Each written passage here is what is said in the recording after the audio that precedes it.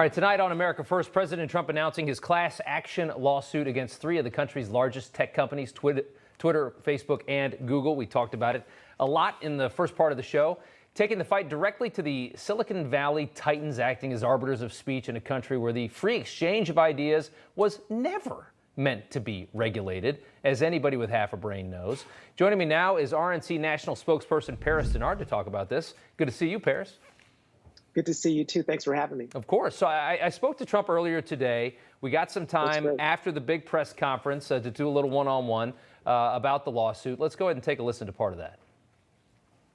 The big argument you're going to get from the other side is that they're private companies. Are you sure that this legal team can get over that hurdle? I think they absolutely get over that hurdle. And more importantly, they might be a private company, but they're given something that nobody else has ever gotten. They have almost total protection under Section 230.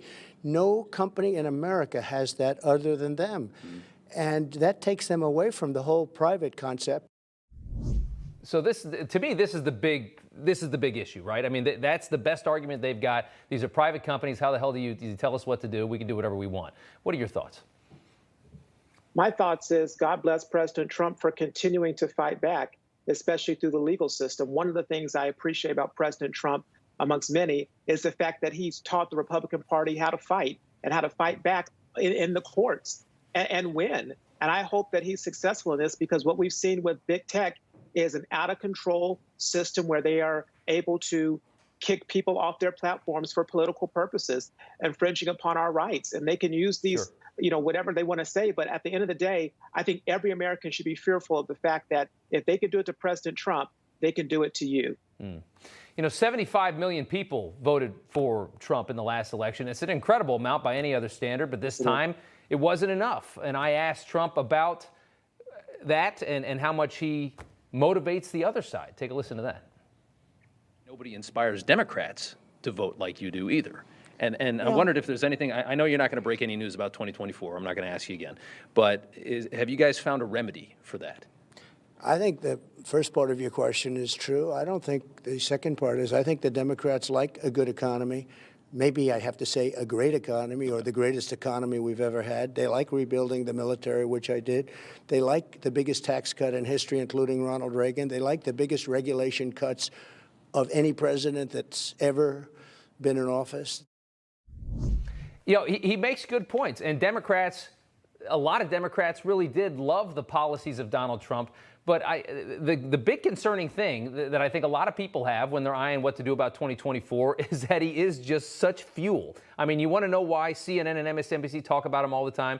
You want to know why Nancy Pelosi is obsessed with him? Because they need him to motivate their people. That, to me, is problematic. What are your thoughts? My thoughts are simply this. President Trump's policies working with congressional Republicans worked.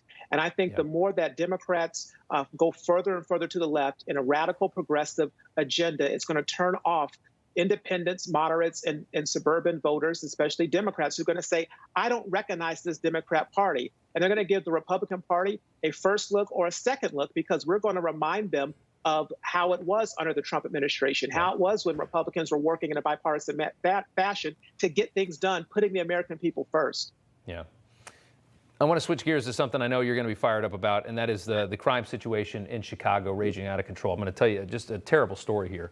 One of the latest tragedies, a 20-year-old Chicago student from Denver, living in Chicago, going to school, prime of his life, struck by a stray bullet while riding on a train.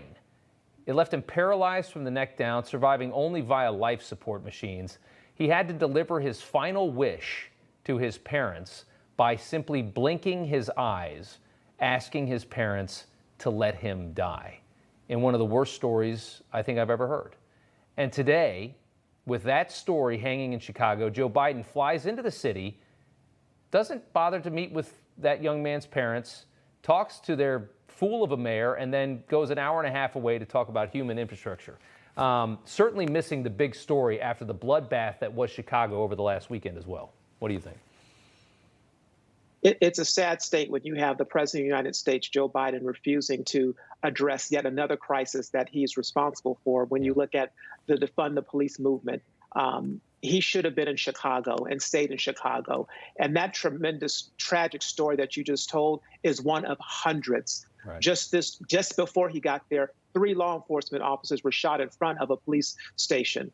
But you know what? Last year in June, President Trump wrote a scathing letter to both the governor and the mayor, telling them that he was willing to work with them. They put bipartisanship aside. They did not respond. President Trump was willing to act. Joe Biden is unwilling to act, and he's willing to fly over Chicago, avoiding the crisis, to go to the suburbs to talk about more government spending. Yeah. Once again, he's leading from behind, missing the mark, and out of touch with the American people and letting Chicago down. Just think about the fact that the mayor and the governor of that state care more about politics than they care about all the people dying on the south side of Chicago, kids getting hit by bullets while riding the train. They couldn't care less. It's all politics. What would you say if you had sent your kid to school in Chicago and then you had a mayor like that? I mean, I can't even fathom how I would feel. Paris Dennard, always good to talk to you, sir. Thank you so much for coming on. Thank you for having me. Hey, I'm Rob Finnerty. Thanks for watching. If you enjoyed this video, please join the conversation in the comments below. Don't forget to subscribe, too. Hit the bell icon to be alerted to breaking news. And remember, there's a whole lot more on Newsmax TV, America's fastest growing cable news network. Newsmax TV, we're real news for real people.